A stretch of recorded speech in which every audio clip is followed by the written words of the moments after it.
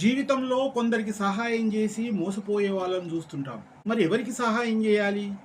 ఒక అడవిలో ఒక జింక రెండు సింహాల మధ్య భయం లేకుండా నడుస్తూ ఉందట. అది చూసినటువంటి సాధువు జింకను అడిగాడట, ఏమిటి నీకు ఈ ధైర్యం? జింకలనగానే సింహాలకు ప్రీతి, ఎక్కడున్నా వేటాడి చంపి తింటాయి. కానీ నీవేమో ఇంత ధైర్యంగా వాటి మధ్య తిరుగుతున్నావంటే కారణం ఏమిటని అడిగాడు.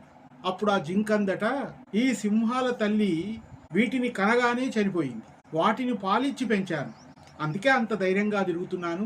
అవి పెద్దగై అడవిలో ఉన్నటువంటి మృగాలన్నిటికీ మా తల్లిలాంటి జింకను ఎవరు చంపినా హాని చేసినా వాళ్ళను చంపుతామని చెప్పేసి ఆజ్ఞాపించాయి, అందుకే అలా తిరుగుతున్నాను అంది. అక్కడే చెట్టుపైన ఉన్నటువంటి ఒక చిలక ఈ విషయం విన్నది. ఓహో, ఇతరులకు మంచి చేసినట్టయితే మనకు పేరు వస్తుంది, నేను కూడా ఎవరికైనా సహాయం చేయాలనుకుందట. కొన్నాళ్ళకు ఒక దగ్గర ఒక పాము ఒక పెద్ద ముళ్ళు గుచ్చుకొని గిలగిలలాడుతుందట. చిలుక వెళ్ళి ఆ ముళ్ళును తొలగించి ఆ పాము వెంటనే ఖర్చు వెళ్ళిపోయింది.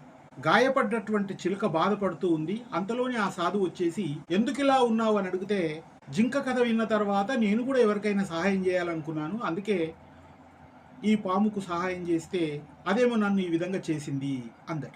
అనగానే సాధువు అన్నాడు, జీవితాంతం గుర్తుపెట్టుకునే సింహం పిల్లలాంటి వారికి సహాయం చేసినట్టయితే మంచి జరుగుతుంది, కానీ ఇలాంటి వారికి చేయడం వల్ల ప్రమాదమే.